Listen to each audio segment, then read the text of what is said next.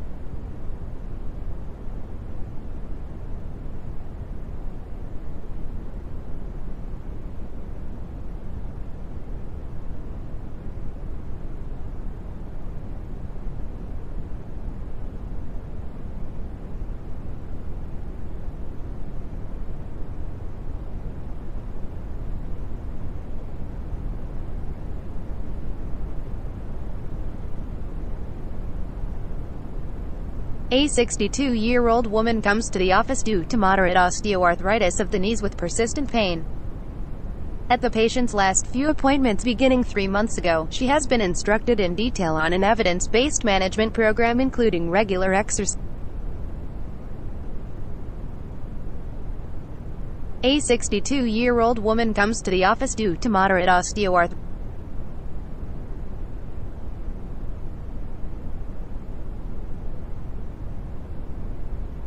A 62-year-old woman comes to the office due to moderate osteoarthritis of the knees with persistent pain. At the patient's last few appointments beginning 3 months ago, she has been instructed in detail on an evidence-based management program including regular exercise, weight loss, and low-dose non-steroidal anti-inflammatory drugs. However, she decided not to implement any of those interventions and says she would prefer to start a glucosamine supplement as recommended to her by a friend. The patient asks which brand of supplement to buy. Which of the following is the most appropriate statement? L wouldn't recommend a supplement because it's unlikely to improve your symptoms. Let's focus on trying to lose weight and exercising more. It's hard to assess the quality of different brands since there is no FDA approval process for supplements, but they're all more or less the same. Studies show that glucosamine is not an effective form of treatment, so let's stick to options that are evidence-based for your symptoms. Supplements are costly, especially reputable brands. Perhaps spending money on physical therapy would be a better option. Using brands that have been verified by independent organizations is important. Let me share some resources that can help you select one.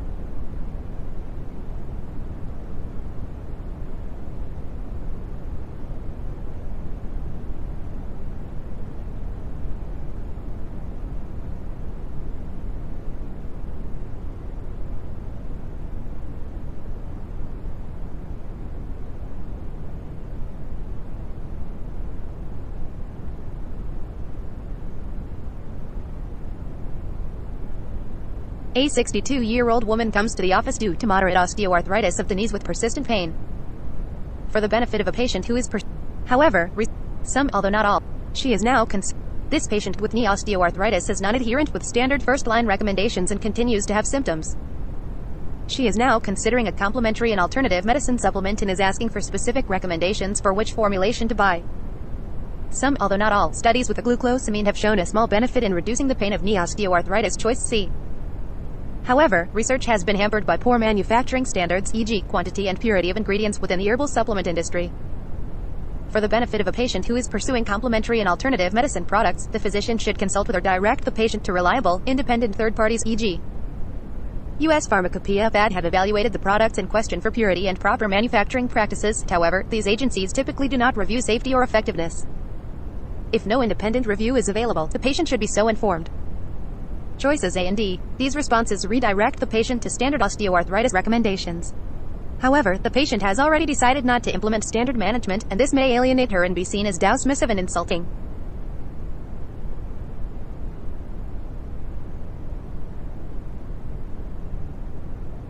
A 21-year-old woman, Gravida 1 pair 0, 20 weeks gestation comes to the office for a fetal anatomy ultrasound. Her initial prenatal visit was last week, and she has had no vaginal bleeding, contractions, or leakage of fluid. The patient had not realized she was pregnant because her menses are irregular, typically occurring only once every 2 or 3 months. She has no known medical conditions and takes no medications. Blood pressure is 146/98 of a millimeter Hg and pulse is 88 per minute. BMI is 30 kilograms per meter.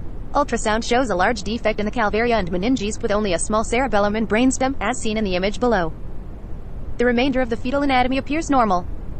Amniotic fluid volume measures 26 centimeters, normal, less than 24 centimeters. Which of the following maternal factors is most commonly associated with this fetal anomaly? Inadequate folate intake. Incomplete vaccination status. Poorly controlled hypertension. Undercooked meat consumption. Untreated sexually transmitted infection. Block time remaining, 0 hours 17 minutes and 18 seconds. A 21-year-old woman,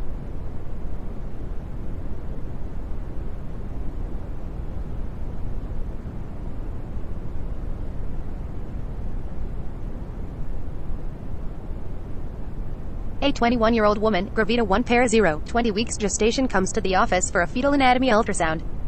Anencephaly is diagnosed by fetal ultrasound, which typically reveals an absent cerebrum, a calvarial defect, an abnormal cerebellum or brainstem, and elevated amniotic fluid volume, i.e. polyhydramnios due to impaired fetal swallowing. Because of the severe amount of missing brain tissue, anencephaly is incompatible with life. Other NTDs, e.g., myelomeningocele, in which the spinal cord and meninges are exposed, may be less severe and compatible with life. NTDs occur when the fetal neural tube fails to close. Neural tube closure is a tightly regulated process dependent on folate metabolism. Therefore, inadequate maternal folate intake, i.e. folate deficiency, is a major risk factor for NTDs. Because neural tube closure occurs at 5 to 6 weeks gestation, when most patients are unaware of their pregnancy, particularly if menses are irregular, as in this patient. All women should begin folic acid supplementation at least 1 month before conception to ensure adequate folate levels. Average risk patients require 0.4 mg daily. High risk patients, e.g. prior affected pregnancy, anti-epileptic use, require 4 mg daily. Choice B. Incomplete vaccination against rubella or varicella increases the risk of congenital infection, which can present with fetal growth restriction, rubella, or microcephaly, varicella, on ultrasound. Neither is associated with anencephaly. Choice C. Poorly controlled hypertension, as in this patient, increases the risk of fetal growth restriction, placental abruption, preeclampsia, and need for preterm delivery. It does not increase the risk of NTDs. Choice D. Undercooked meat consumption is associated with congenital toxoplasmosis, which can present with microcephaly, hydrocephalus, and diffuse cerebral calcifications on ultrasound. It does not cause NTDs. Choice E. Some untreated sexually transmitted infections such as syphilis and herpes simplex virus (HSV) increase the risk of congenital infection, which may present as hydrocephalus, syphilis, or microcephaly (HSV) on ultrasound.